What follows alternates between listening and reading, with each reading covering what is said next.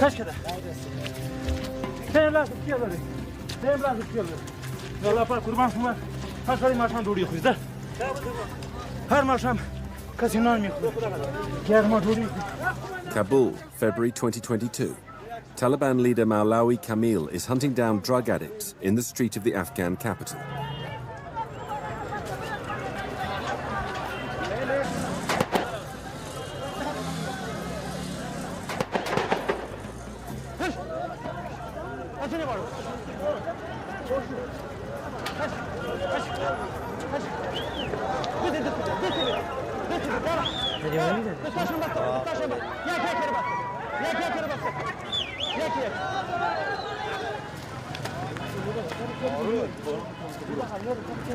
Ever since they seized power again in August 2021, the Taliban has been cracking down on all addicts, real or presumed.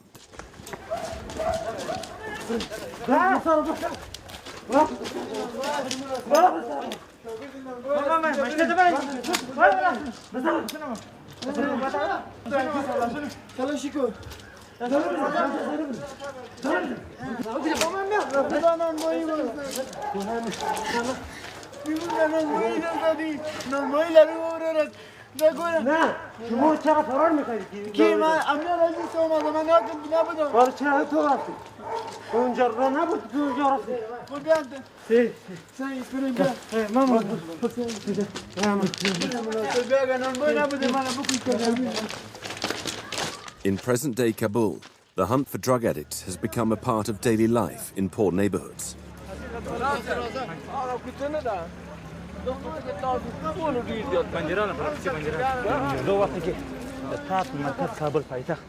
نقاط ان شاء الله تعالی کومونه خورن زی په در ترجمه دا سپیتلې ملک په دې رزلان څخه پاکوم چې دې فاسد نظام په شل کلو کې د سمر ولست پات دې ته بزاده پای ټکیږي دې ته بزاده پای ټکیږي دا مظلوم ولست په دې شر خلاصوم به چیلنج در کوم چې پر سړک باندې پکې یو دکانو خلک متړي هر چا کغلا وته مجرد ورور د کبره د مشاري مرود لکه بوجي داره بالا شو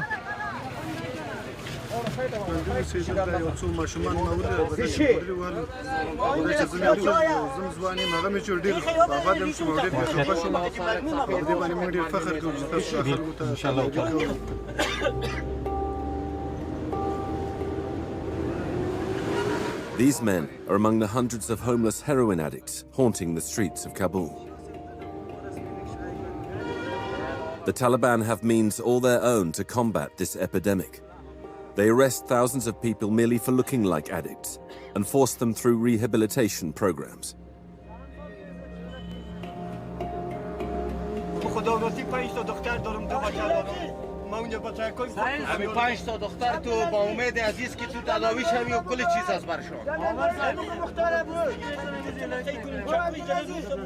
نمیزنی نه با جانت خدای ما نمستی باشه من نمیشناسی خدا مختار 10 سال است که در این رشته هستم میجوال تستت میکنیم اگه نبودی من علاج میکنم اگه بودی که باز من با گردن بچه‌مو قتل برمی دیدیم پیش صدای تو دیگه نکشید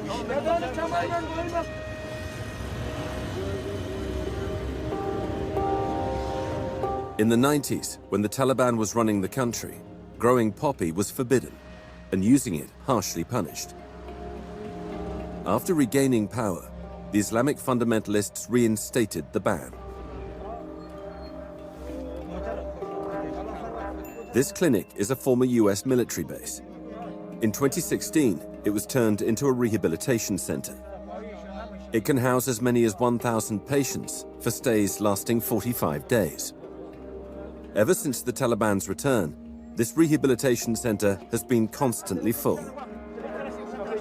پیسې تلیفون دا شی یب دی کتار در وای کتار در وای روی خودی تو هم تو کتار است یب دنا شاش دغه نه دی دغه په دولار انا كنت شغل على الترنج ولا ني بس انا To this day, Afghanistan remains the world's largest opium producer. And back in the day as members of the resistance, the Taliban earned millions of dollars through the heroin trade. This windfall enabled them to fund their rebellion.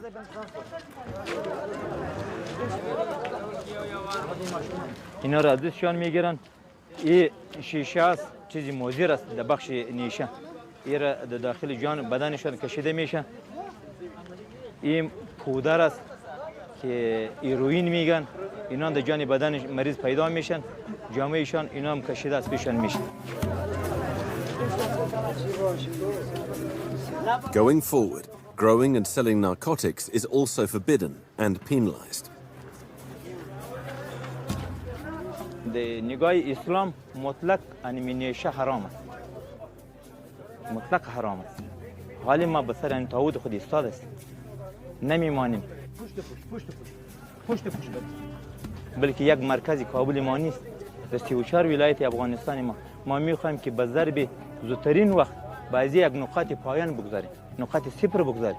از نگاه کشت، از نگاه فروختن، از نگاه کشیدن.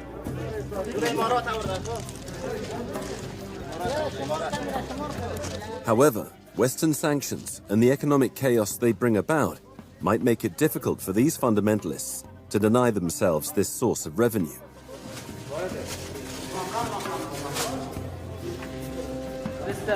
These recently detained men are at the beginning of 45 days of torment, with no painkillers or replacement products.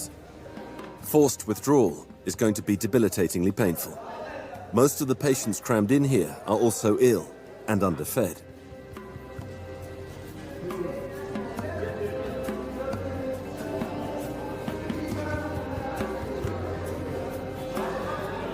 مال خدا 4 تا اولاد مثلا 2 بچه است 2 دختر است و همراه مادرشون خانه میشینن و 2 تا برادرای کلانم خرچی هم فامیل من میده پیدا میگشتم دم شهر مثال نه جیب یکی رو بزن جیب دیگه رو بزن مقصد عمل پیدا کو بکشو عمر بغل 70 در راه تیر میشی یک گشتکم میگه پودری یک کلانم که دید میگه پرو پودری نه ولی زندگی نیست.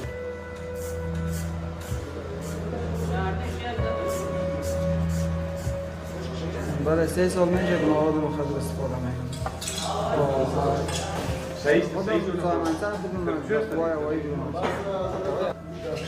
سربازشون خودم سایمانسر بودیم 54 دونه سرباز هلبس می‌زد. روزگار خراب اندیوالای دوست رفیق نال فامیلی دیگه به این روز رساندیم. میخوایم خدمت به فامیل کنیم، خدمت به مردم خود کنیم، به وطن خود کنیم. دیگه نمیخوایم که باعث آزار و اذیت مردم خود قرار بگیریم. از پیش ما مردم فامیل جامعه به تنگ برسه.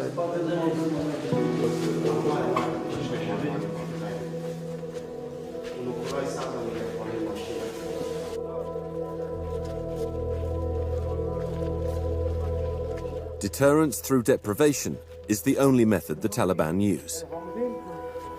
Deprived of assistance or replacement products, these Afghan addicts must endure this iron-fisted therapy.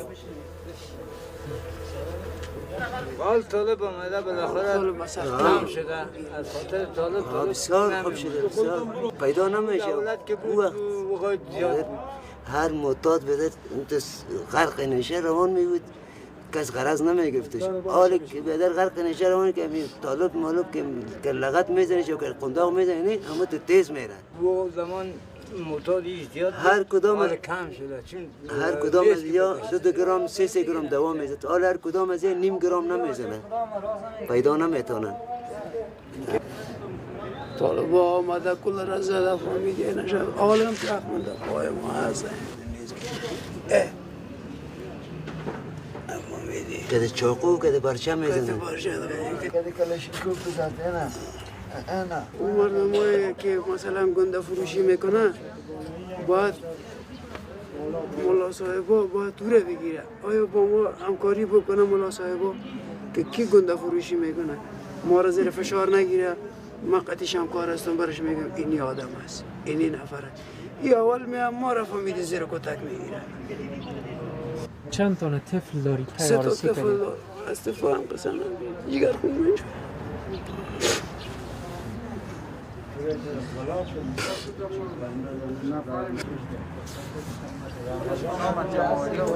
اگر دبیرو میبود نه پدر برم قصه خانه و اولاد یادش نمیامد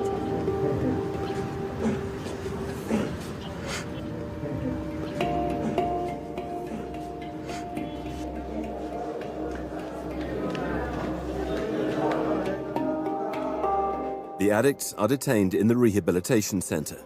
The first 2 weeks are harrowing, and they won't all survive.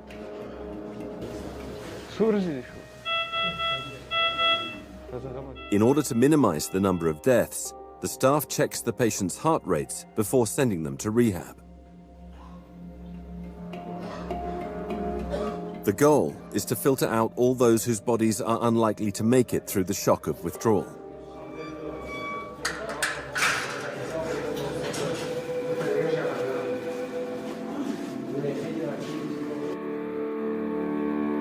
In Afghanistan, 40 years of conflict, poverty, unemployment, and post-war trauma have caused millions of people to succumb to substance abuse. Out of 39 million people, an estimated 3 to 5 million Afghan people are addicted to drugs. In a country that's been undergoing massive economic collapse, an unprecedented humanitarian disaster, and exceptional unemployment rates ever since the fundamentalists regained control.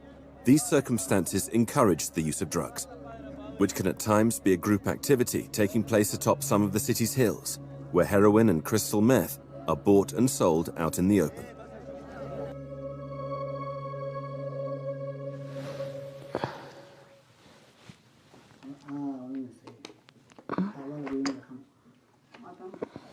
خیلی عکسی شوهر میه موتروانی میکرد خانه ما نکنم دنبال چم گشتیم پیدا نتونستیم دیگه معلوم نیه کده کجا هسته نیستم نه خبر نداریم دیگه دنبال چی گشتیم پیدا نشد دیگه نه مردگیش نه زندگیشی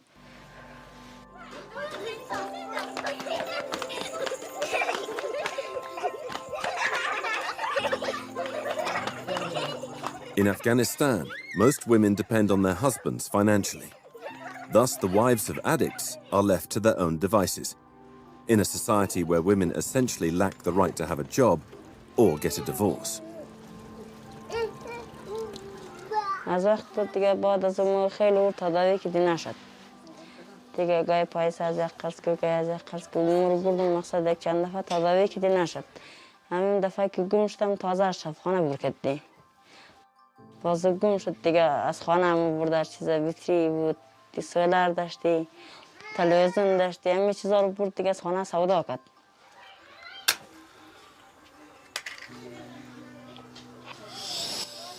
در خانه مواد میکشید دیگه خیلی دیگه دود میکرد و سر بشار سر صدا میکرد قد خود من جنگ غال میکرد دیگه خرج نمیارد در خانه در قصه اشتکار نبود در قصه خانه نبود خواهی احساس میکنم که اگر باشم کوده درد از من نمیخورم هم مثل مرده اوریه اگر مرده که بیز مرده دیگه تا داشته اگر باش کم دیگه درد از من نمیخورم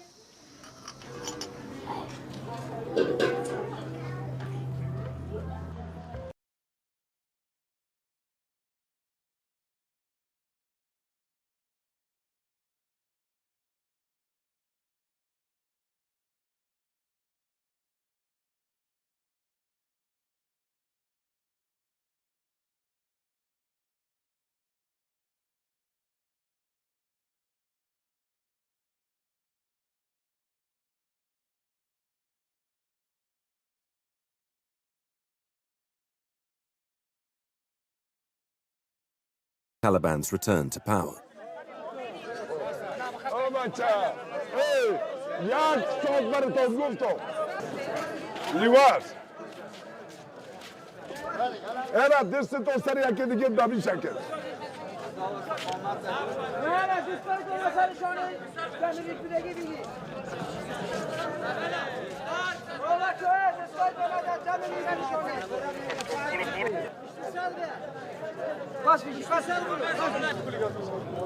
سعی کنم قطار چقدر مقبول خوبش میفهمن ایمیا جور شده بسیار سربلند و پرغرور زندگی کنه حال مردن طرف بلاک 30 رفته است امشب 2 تا مرد با امر خدا 3 تا فعلی حال گوسپنده کسه موجه چطل که بود پیچ خونی شدی اسهال شدی میگفت دیگه بدنهای ما و شما هم ضعیف است کل سیستم در اضافت انسان است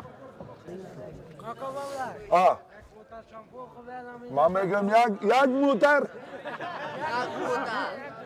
بگو یک بوتل ما میگم میگه یک موتر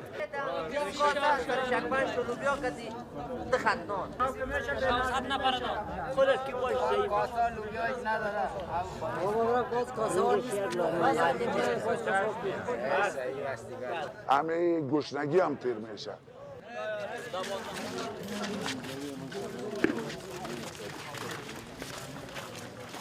Babrak is a former mujahideen who fought the Taliban in the 90s before joining their ranks today.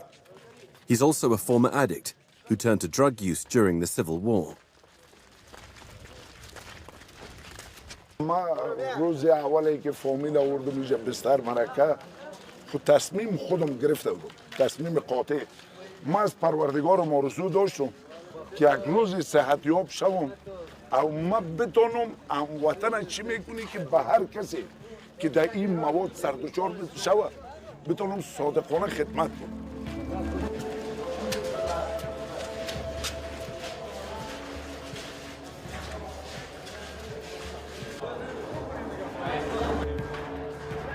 When the Taliban seized the capital in August 2021, the rehab center's employees fled, returning home. Babrak alone remained in order to protect the patients whose agony he knows so well.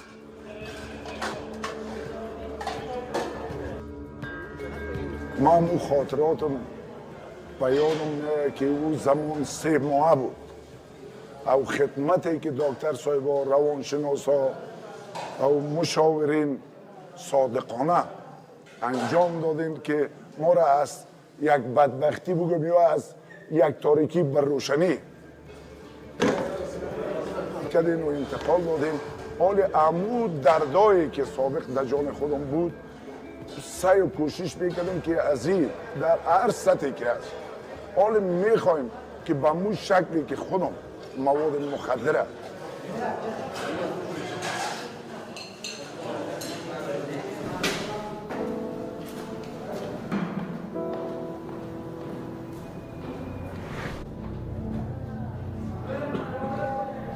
After 2 weeks' strict and painful withdrawal, the patients are transferred to a rehabilitation center from which they'll officially be released after 30 days.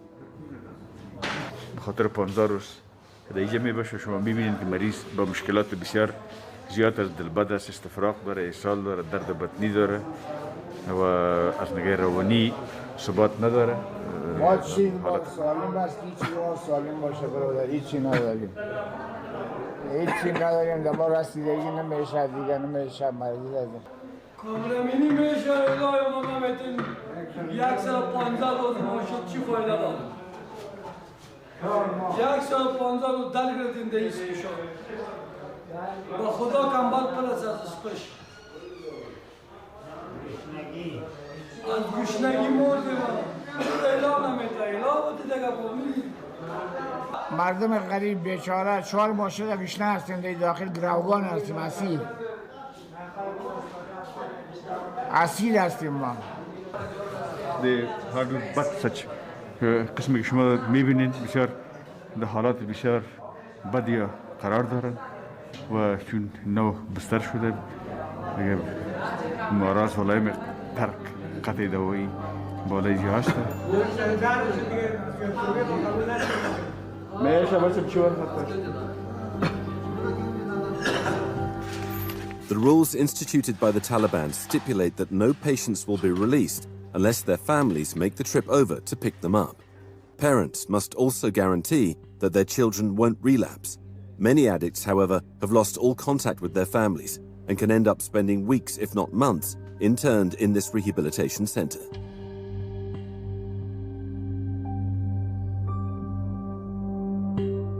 چرا مردم در مواد مخدر روی آوردن از چیزی که شما تا اکسپریان ما در این مورد ای است که مثلا میشه که علت فقر، علت مهاجرت، علت سرخوشی های کاذب، علت های بیکاری و دوستان ناباب، برانگیزه های محیطی، زمینه ساز بودن مواد مخدر، دسترسی آسان به مواد مخدر، خشونت، جنگ، افکار مزاحم، استرس، دپرشن، افسردگی‌های مزمن، اینا باعث میشه که به اصطلاح افراد مواد مخدر رو بگیرن. سلام صبح شما بخیر، خوب هستین، بخیر هستین، صحتمند هستین. بیاین 12 نفر بیشتر هم بیاین. اینه میره حلقه کو حلقه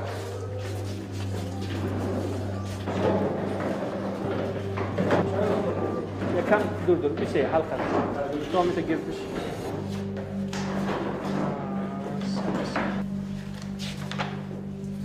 امروز درس ما شما درباره چی است؟ درباره وسوسه است. وسوسه باز مکانش و چی چیزا که باعث میشه که برانگیز چی است.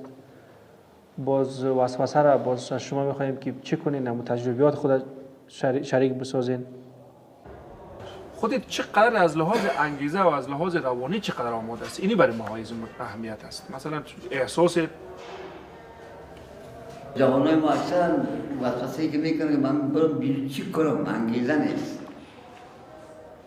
وقتی از وسوسه صحبت کنیم پای انگیزه در وجود میاد. انگیزه نیست. اگر انگیزه به این معنا، بعضی از دوستا هستن که بعد از این که از برن آینده خوشی را نمیبینن، کار وجود نداره، در خانه پول میخواین، غریب هستن و این یک وسوسه شدید یا را وسوسه میکنن. نه تنها عمل مثل این رو جذبش میکنن، اما را خود نااهلش که بوده فقط ما میپذیرن چه خلاص خدمت شما کنم. Drugs have upended the lives of countless people in Afghanistan, and countless more are fighting to prevent their loved ones from falling into this trap. But with the country in the grips of rampant unemployment and full economic collapse, many see drugs as their only way out. Often relatives have no choice but to sell off their things in order to pay for their loved one's treatment.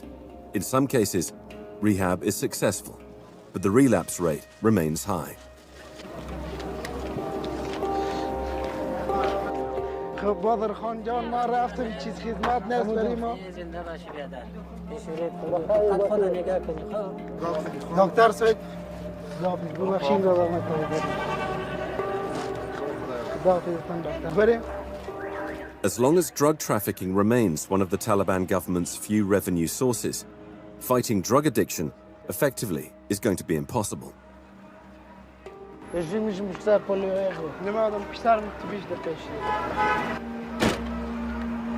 The war on drugs is far from being won, and through the heavy toll they're taking on the Afghan population, the sanctions levied by the international community are likely going to make things worse.